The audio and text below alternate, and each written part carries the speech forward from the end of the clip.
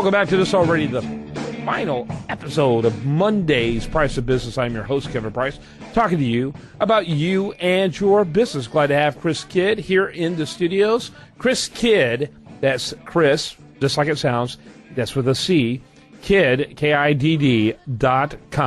Does a lot in terms of the financial and personal wealth coaching, and works a lot with, and increasingly more so with athletes and those who work with athletes. Chris, glad to have you on the program. Good to be here. Yeah, we've had some awesome interviews over the last couple of months.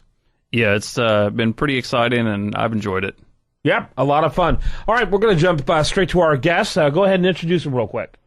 Well, my guest today is Dave Ferguson. He's a national sports broadcaster and an expert sports analyzer. He's been a coach and player and is heavily involved still with his local community and mentoring and stuff like that. So, Dave, you still there? I am. Dave, welcome to the program. Tell us a little bit about yourself and the work you're doing. Sure. I've been running a nationally syndicated radio program for the past number of years, talking about everything in sports from A to Z and everything in between. My background comes from about 16, 17 years of coaching a myriad of different sports, i.e., hockey, baseball, tennis, soccer, lacrosse, a number of things over the years, as well as being a trainer, board member, and things of that nature. And we do talk about on my radio program, as I said, everything about sports, concerning athletes. Yeah, very, very good. Your question, Chris? Well, you want to share the name of your program real quick as well? Sure. It's Beyond the Cheers is the radio program, beyondthecheers.com. Well, Dave, what's going on in sports? Lately it seems to be getting crazier and crazier. And I saw the deal recently. The Boston's basketball coach recently resigned, and it was over some bullying the players. What are your thoughts on that? It's four players that have come forward with regards to allegations against the Boston University coach Kelly Greenberg, with allegations of verbal and emotional abuse and things of that nature. She subsequently has stepped down since then, the latter part of April. She's resigning from the team. The coach is resigning from the team because of these allegations, which during the course of the investigation from Boston University, who took them all very seriously, said they couldn't substantiate the complaints. However, there was a compelling case made based on interviews with the team as a whole, and that manner in which Coach Greenberg interacted with many of the players was incompatible and with the expectations and standards for university employees, including their coaches. So I think given all that put forth, Kelly Greenberg thought it was just apropos and from her side of the fence to step aside and move on. It was the last part of her contract anyway. She was done after this season. So, well, do you think that you think this is a new thing, or are we just raising a generation of wimps now, or people can't take it? Or that is true. There's no question about that. There's a lot of prima donnas out there. But that's a good question, Dale. Absolutely, that's $1 million question too. And given the way coaching has gone over the number of years, and it really hasn't changed an awful lot. There's always that win at all costs mentality, and some players can tough it out, and some can't.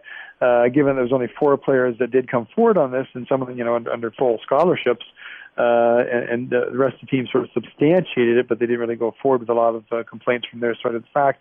It does indicate that bullying is out there. It's more of sometimes it's intimidation tactics, sometimes it's humiliation tactics, sometimes it's just verbal emotional abuse with regards to bullying. But you want to try and, if you get to the professional and the elite player level, you want to get as much as you can out of these players.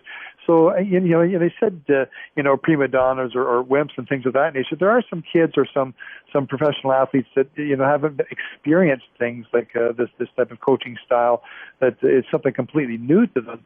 So whereas other players, may have experienced some sort of, really harsh tactics in order to motivate the players to get them going. This is a coach here that's done very well. So yeah. What's interesting about this is, when I grew up, it wasn't just select teams that were hard to get in. All teams were hard to get in. Yeah.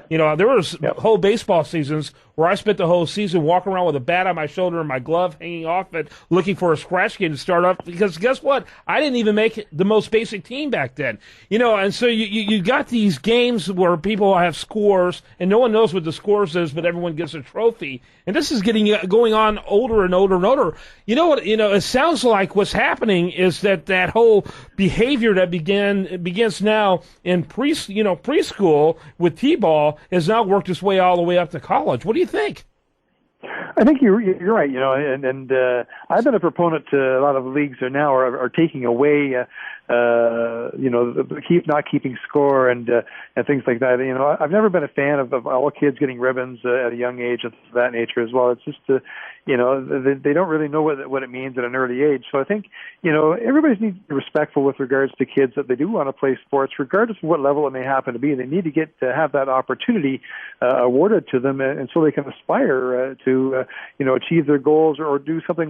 Even just go out and have fun and play sandlot baseball. It's got to be available for everybody to go out there and do it. I think that a lot of the coaches today, or not a lot, sorry, a number of coaches today are getting that win at all cost mentality, and they go to hand-picking their team and leave kids out in the lurch, such as yourself, walking around with a glove and a baseball bat, looking for a spot to play, where coaches have gone aside and already hand-picked their teams before the season even starts. Yeah, but you see, it was a character building thing for me.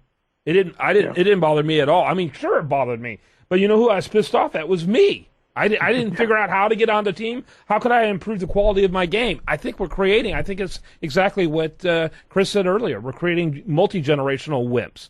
And I think it's going to result into prima donnas by the time they reach college, and then monsters by the time they get to the pros. You're exactly right. I mean, you take a look at everything that's done for a reason, and in sports per se, if you don't make the team or whatever the case may be, as you said in your case, it builds character, and you learn to suck it up a little bit. But gee whiz, you can't sugarcoat stuff with kids, because at some point they're going to jump from youth sports and going to the real world, and the real world is it's got to be somewhat reflective of what's going on in sport. Otherwise, if you're candy coating your children, then what's going to happen to them when they get older. Yeah, Chris? Yeah. Well, and dealing with these kids, I mean, the coaches and stuff. There's a fine line between bullying and just being hard on them because they need it. And I mean, you have to take feelings into consideration at times, or understand your players and how they need to be talked to or coached. But at the same time, if you just take it easy on everybody and let them do whatever they want, like you said, they have to grow up at some point. What do you think about where's that line at where you go over the bounds? It's a very fine line, I think it's the onus is on the coaches to know each and every one of their players on an individual basis. I'm not saying take them out to dinner, to the movies and things like that, but you want to be able to know how these kids interact or how they react is more importantly, because everybody reacts differently to different tactics, whether it's intimidation, whether it's humiliation, whether it's bullying, or whether it's just sitting down and talking to them and say this is what you need to be doing, you're doing this, or this. Be very constructive in your criticism. I think coaches need to be cognizant that every person is different. You can't just broad brush a team with one foul statement that's going to reach everybody the same way, because it's not. Every person's different, which is what makes the world go round. So I think you need to be cognizant of, dealing with each player, perhaps on an individual basis, in order to get that point across. That might be okay for 10 players on the team, but the other 2 players are going to take it completely different. Very good stuff. We got to wrap it up. Your final thoughts there, Chris Kidd? Well, I know, being a coach's son, I grew up and dealt with a lot of that stuff that could go either way, and there were times that I had to kind of hold guys together, and I had to be the one that was the nice cop, so to speak. So I can definitely relate. Yeah, great interview, Dave. Thanks for being with us, Dave Ferguson. You got the website? Is it beyondthecheers.com?